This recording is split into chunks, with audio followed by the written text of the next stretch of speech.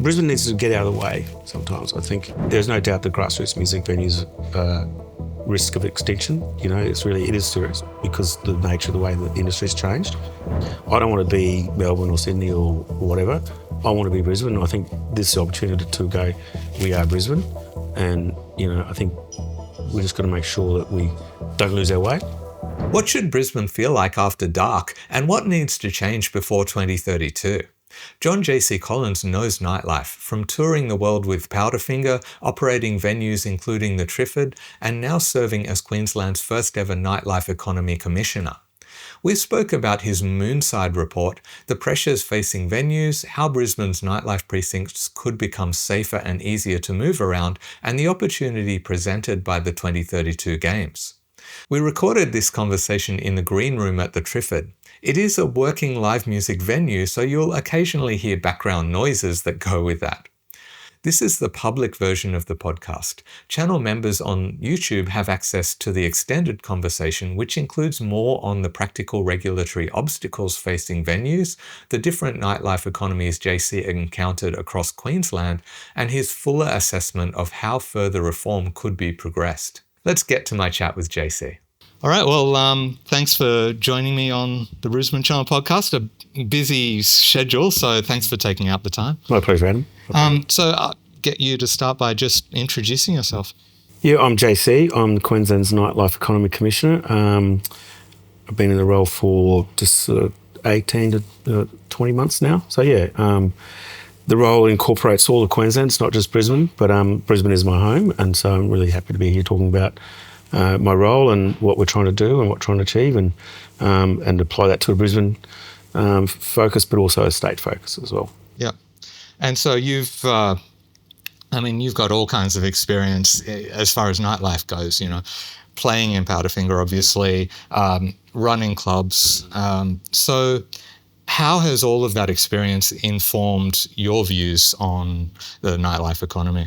Yeah, I think if you go back to being, you know, when you're touring in a band, you know, we were lucky. We had a really great run. You know, we were travelling overseas and playing in other cities like Berlin, or playing these great cities of the world. You know, and then you get to experience, particularly because we spend all our time in these entertainment precincts. You know, on a tour bus, you'd wake up outside the gig. So really got to experience that culture firsthand for better past 15 years. And I think that does inform you of how you look at your own hometown when you come home and you compare it. You can't help to.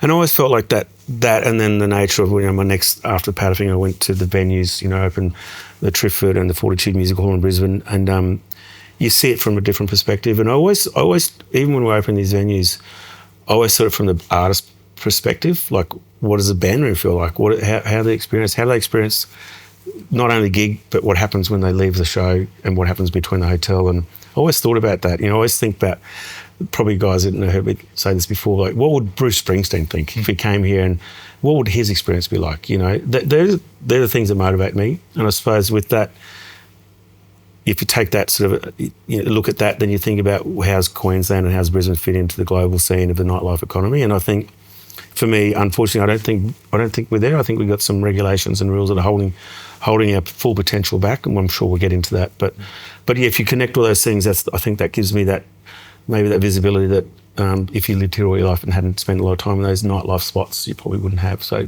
hopefully an advantage. What are some of the things that you saw and experienced overseas that you thought, we really need that, we should be doing that? Yeah, I think it's not just one thing. I think it's overall how patrons are treated in these nightlife areas. I mean, you look at Amsterdam or something like that. I'm not talking about what the obvious stuff at Amsterdam. I'm just talking about, or London. You're at a bar, at a pub. You can have a cigarette and a glass of beer in your hand on the footpath. Just so the nature of way patrons are treated. And whereas I find in Queensland, there's really a sort of thing like you can't do that because there's rules, and they're really hard, fast rules, and you get in trouble. And I think. Obviously there's reasons are there, but I just wonder if they still need to be there in what Queensland is today in 2026 and Brisbane. So there are things, not one particular thing, it's just overall how you're treated and the vibe, it is about the vibe of things for me, without being the Marbo, the vibe. So, yeah. And so When we talk about nightlife, like what actually does that encompass to you? Well, the Act says it for me. It's the core nightlife businesses for me is 6 p.m. to 6 a.m.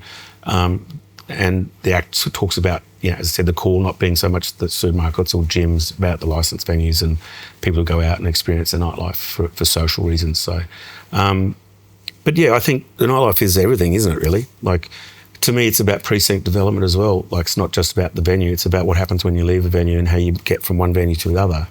That connectivity is part of the nightlife. Because if you get those things right, like connectivity and safety, then you have people wanting to engage more in the nightlife. Particularly women who don't feel safe in certain precincts and across Queensland. That's the information we've been getting. So if you develop better precincts, then you have more people engaging. And more people engaging, more vibrant it becomes. The more vibrant it becomes, the safer it becomes. And safer it becomes, everyone's out there, and then it becomes even better for business. So they're all connected to me.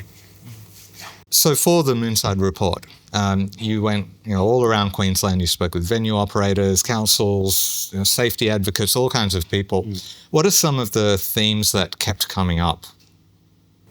Yeah, I think there was probably 3 top ones, but it was really outdated regulation that kept on coming up, and how hard it is to the confidence in some of the venues and some of the nightlife spots.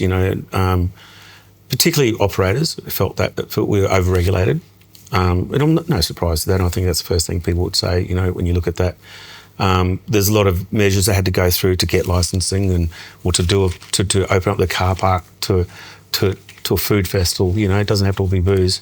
And the process of those things are really slow. And just overall how hard it is to do business at the moment. I mean, you've got sort of perfect storm in a way. You've got coming out of COVID, particularly with the music industry, for the grassroots music industry particularly, that and the cost of doing business has just gone so much higher, and then yet the younger people, great to hear they're drinking less and they're spending less money over the bar, which is great, but it doesn't, the balance is not there yet. I think there's an adjustment needs to happen, and that was the cost of doing business. I think was a really consistent and regulatory burden. Before we get to individual reforms and things like that, what makes a really successful nightlife city or precinct? I know the word vibrancy gets used a lot, but it is really a vibrant precinct, where you can move around comfortably, safely, and there's an energy. I mean, having energy is so important because it's what you'd go out for, and you go out there to connect with people. So you want places, and you want these nightlifes to have something for everyone, like not just a bunch of nightclubs or bars. You want to have, markets or, restaurants and just different things, even just places to hang, that you can get Wi-Fi and feel safe and people watch. I think that's what you want. You want something, and, also diverse programming. We want to have diverse activations as well. So you want to make a nightlife that everyone can feel to be part of. That's really important. And how are we doing in Brisbane on that front? Look, I think I love Brisbane, so I think we could do better. Honestly, if I wouldn't do it, I wouldn't be sitting here if I thought it was all sorted.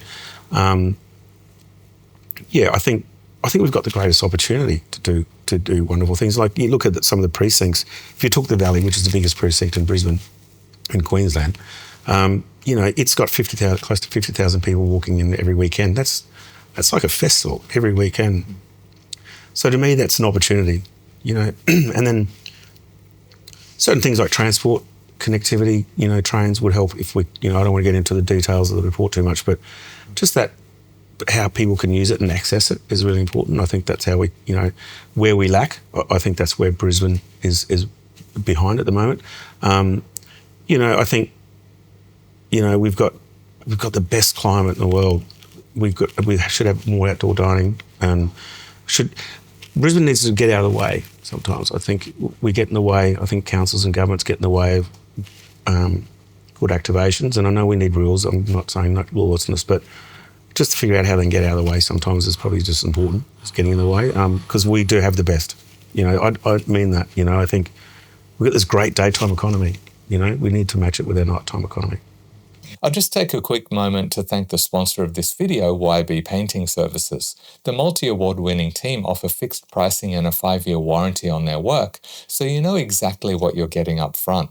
Claim your exclusive 10% discount by scanning the QR code on screen, or if you're listening, you can go to ybpainting.com.au/TBC. I guarantee you won't regret it. Now back to the conversation.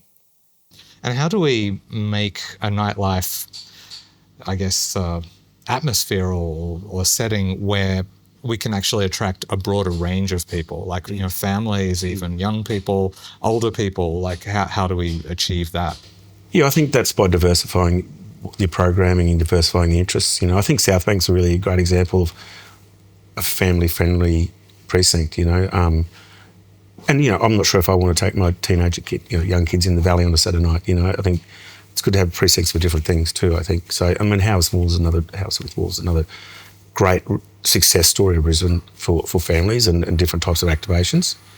So I think if we keep looking forward that way and not looking for opportunities, you know, and try, you know, to me it's also having festivals that might be multicultural festivals that aren't about drinking. We've got it, you know, Planetarium in West End. Those things are really important to the nighttime economy, to make sure we're getting the diverse program and getting the diverse actions. So then you can choose, and you can do both too. You can go to Planetarium, then go to House with Walls, then go clubbing at night. You know, they're the things you want to be doing. Have that mix of activations. And the report also talked about discounts on liquor licensing fees. What kind of impact do they have on you know, grassroots kind of venues? Yeah, look, some venues, depends on your license type. It'll be minimal.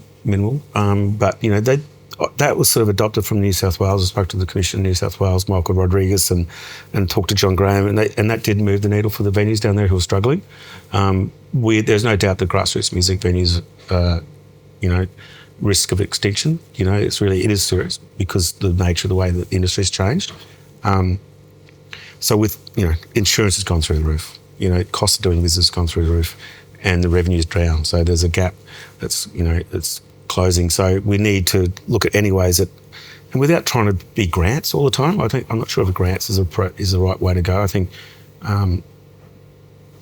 foregoing some revenue, state revenue, is probably a better approach than just always going for grants. So you just give everyone a bit of a soft blow, even if it's for a period, you know, to get through. Hopefully it just changes again. So some venues, it could be the difference from staying open, and that's what we want them to stay open, because we want to have culture, we want to have music, we want that to be part of our lives in Queensland. So yeah, it's really important.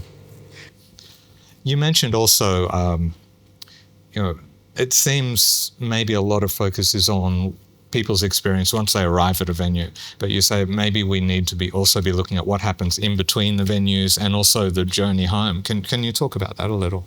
Absolutely. I think, for me, if you look at sporting events, you look taking Suncorp Stadium, my experience starts when I leave my house and when I get home. It doesn't start when I go through a turnstile and we have, at the football and whatever game you go for.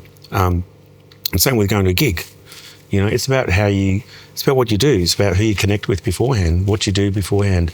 Then you have your experience in the venue or the stadium or whatever it might be, or glass house, whatever, all these great things we have in Brisbane. And it's what you do afterwards. How do you get home? Or where do you go and catch up with your friends to decompress, or whatever you saw or share what you just went through, and, hopefully good experiences. So to me, that's all part of it. Well, that's all part of a night out. So it's the same with going to a restaurant. It's not just the food you eat, it's what the experience you have getting there, or if you want to go out for another nightcap afterwards. There's things that I think make a great night out. And if when transport's an issue, if it's expensive, really expensive to get there, or you might be waiting for hours or something, that's a hindrance to going out. And I think that's an important part of your night out too, how you get out and how you get home. So it all matters. How do we improve on that? Public transport. Yeah, it simply is public transport. I'd like to see things in Brisbane where we have a circle bus or circle things when we've got large events on. So, I think an event on Suncorp is not a Paddington or Caxton Street event. It's a Brisbane event. We should start seeing like that. And also the other things I forgot to mention about festivalisation. When you've got a large event on let's do some stuff around it that catches people before or after, to make the most of it. Especially when we're spending this money on attracting events. It's about how we can get people to get the full return return out of it is by making sure people are engaged for longer. Whether it's another night or they're out longer, it's better for the city and better for the state. So they're the things. But getting in and out is probably traffic and it's probably transport and just having a more available, for people to move people quickly. How about in between venues, all of that? Are we designing precincts to facilitate that and make that an enjoyable experience, or is that something we really need to work on? I think something we definitely need to work on. There's been a lot of conversations, a lot of butcher's paper going in the last couple of years around this subject. We need to be connected. Precincts need to connect really well together safely and wayfinding. You think about, you can probably walk from West End, South Bank to the casino, down to the New Dexus, Houses Walls, up to the Valley, or you come the other way if you're coming from the from the new stadium. Just that connectivity and walkability, I think something we need to aim for. I think, I know I'm the same, if it's over 10 minutes, like it's an Uber. But, if you go to New York or somewhere or London, you walk. You just walk, don't you? You just walk because you can and you feel safe. And I think that's what we need to aspire to, especially with our larger events. We need to be able to go, 15-minute walk to a cool bar in the city. Why not? It's better than sitting on half an hour on the taxi line or Uber line trying to get home. Or I just think let's get in that, because then you're reinvigorating the whole city. Not just those events. You're coming out and going. Look, I think Melbourne do it really well. With all their precincts and all their entertainment sort of in that area. People seem to get around really easy. So yeah. So what are some of the changes that we would need to make to make it more like that? What are some of the actual physical changes? I think, as I said, like coming out of, the new stadium, we will need to make that really safe, entertaining, well connected, well lit, easy to understand, wayfinding. And then, you don't want to walk through dead zones where you feel unsafe. So, for instance, for me, tidying up some of the Brunswick Street, a couple of buildings down near the train station, if you're looking at Brisbane goes, that needs to be addressed. Trying to figure out ways to do that. But, I know people when they leave the valley, if they go on the train, there's a period they don't feel safe. There's 100 metres, they don't feel safe at all. We've got to fix that. We've got to fix the dead zones. The ones where people don't feel good. It's got to be a priority, because you're not getting the full bang for your buck. What we're trying to be. So I think just make it more walkable, and and there's been talk about tree lining, making subtropical walks, so you can walk during the summer. So you can have a bit of shade. It's not concrete or whatever. So just looking at things like that, and I know the council are doing great jobs and have invited a lot of people to be part of the discussion. I just make sure we continue that discussion, and also make sure that we get what we want, we get what we're asking for, and work really hard and you get the right people in the job to do those things.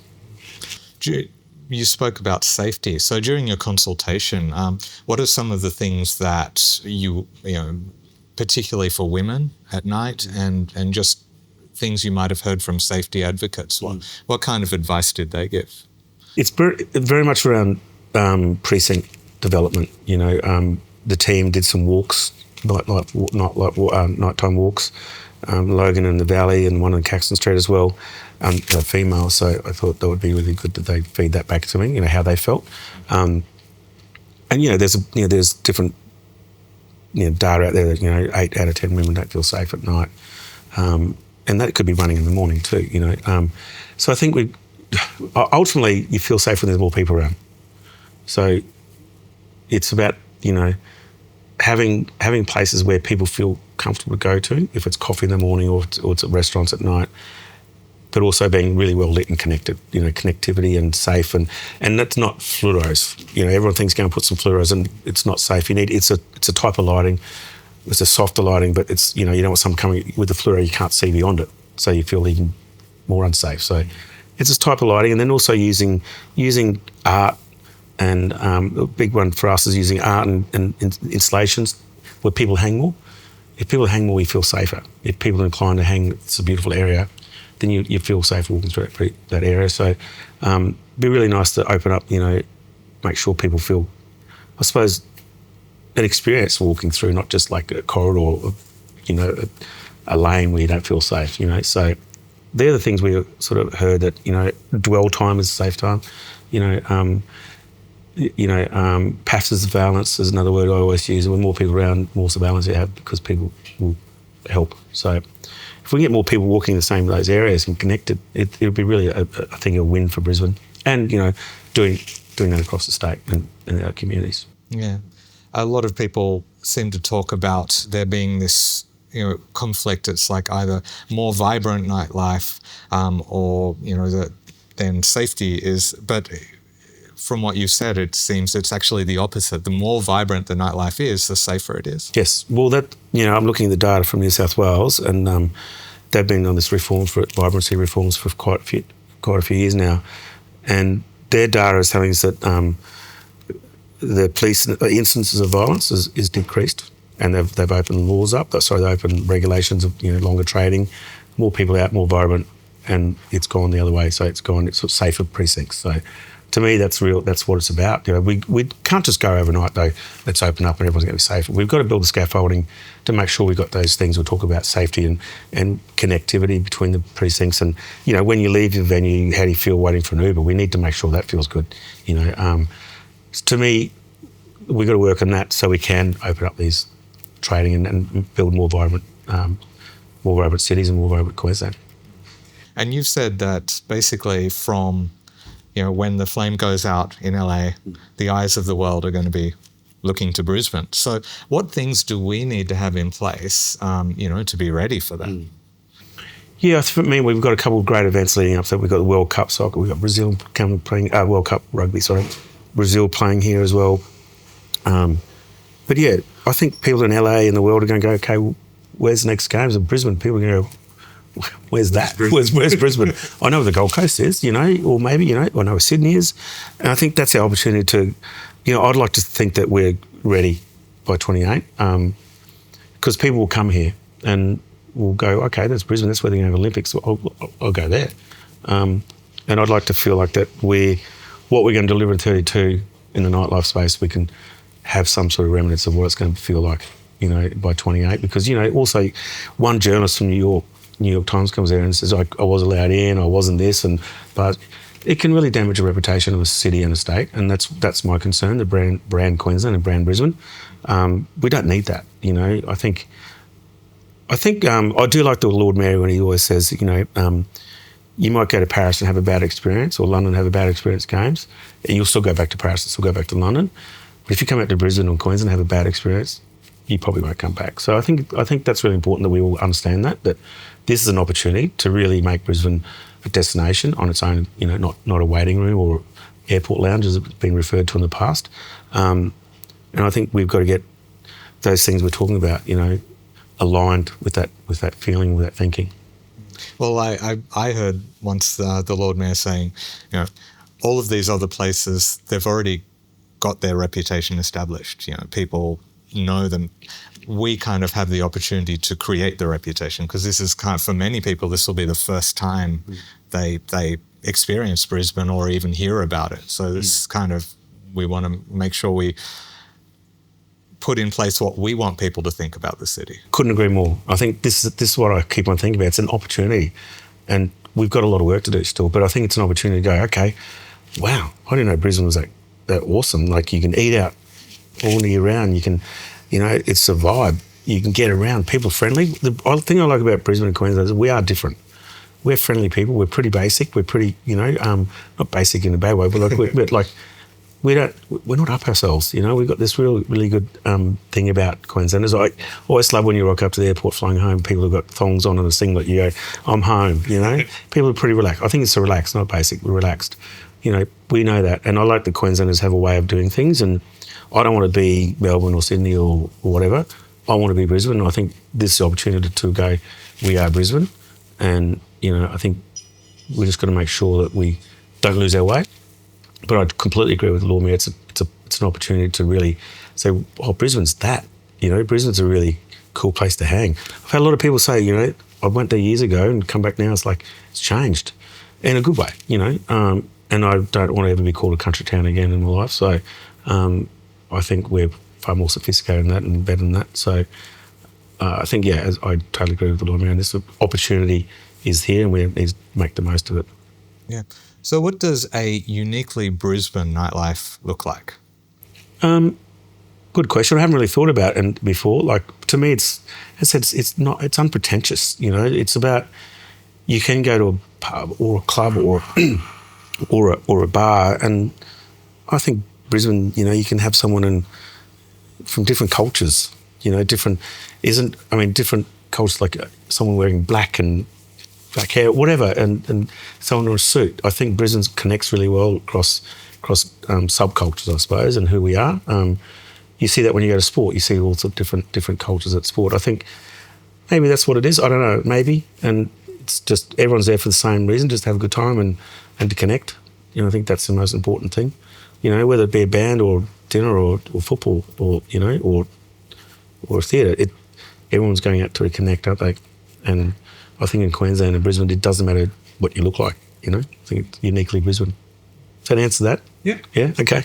Tell me if I'm wrong. No, I mean, I know, mate. I haven't asked that. I've been asked that question before. No, so it's a new one. That's good to hear. Yeah.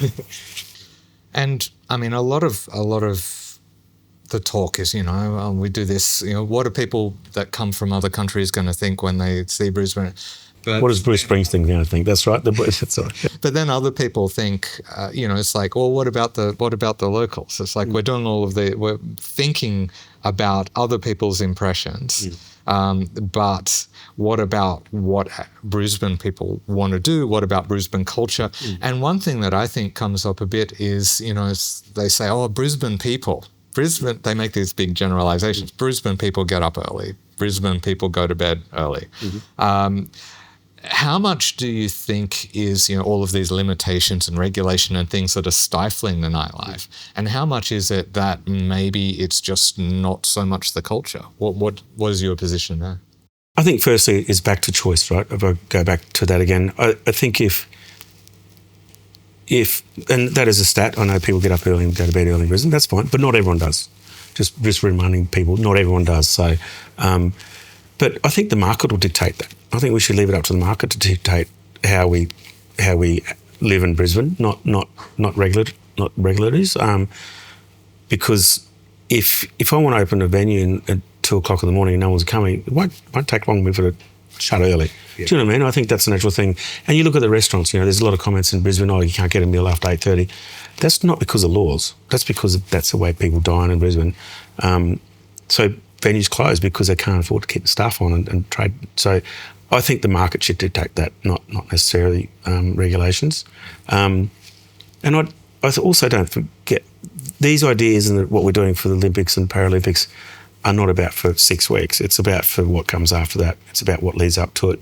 And having the Games, Brisbane 32, is an accelerant to where I think we should be. And that's the opportunity. It's not about the Games and we pack up and go back to a sleepy bed for early, whatever. It's about this is becoming a major global city, and we're a tourism state. We've got to think like that as well. But it's about Brisbane and Queenslanders getting the win out of it. That's what we're doing it for, right? Because it's not just about how we're perceived from overseas people. It's about how we live and what our daily lives are like. I want the options to have that flexibility as a Brisbane person. So, yeah, that's my answer to that. So, yeah, I think the market should dictate. So, of the 62 recommendations in the report, what are a couple that would make the biggest difference if they were implemented quickly? The ones that were agreed upon, or the ones that weren't? Agreed upon. Right. I think one that would be really welcomed is the one about the discounts to grassroots music venues, the licensing, because, as I said, 2 years' time, it might not be the same, might not have a problem because they might not be around. I'd like to see that accelerated just because I think that's a rescue situation, so we need to act now. I think extended trading hours would make a big difference to the safe night precinct venues across Queensland. I think, and not 24 hours, but no one told me 24 hours, by the way. It's a word that gets used a lot, but whether they could extend the trade till 5 o'clock in the morning for certain clubs and bars, that would make a difference to them. That's what I've been told. Because people are going out later, and the younger people are going out later, not spending as much, that you might give them another bite of the cherry, in terms of revenue. They're the ones I think, transport across the state to be a big one. It affects particularly in regional areas. It's not as easy to get around. There's not as many Ubers or taxis available, and trains or buses don't generally run. So I think they're the ones that will really help the nightlife. Now, as an independent commissioner, what are the things that you can do to keep pushing for things to get done, to keep advocating, to keep bringing industry and different levels of government together? What are some of the practical things that you see yourself continuing to do to make the biggest difference? Yeah, I think just keep the communications going for me. Like, I sort of talked about it the other day with someone. I saw some of the response to my report before everyone else did. So if you look like if you put a golf analogy on it, like I had my chance at throwing the clubs in around. I've done that.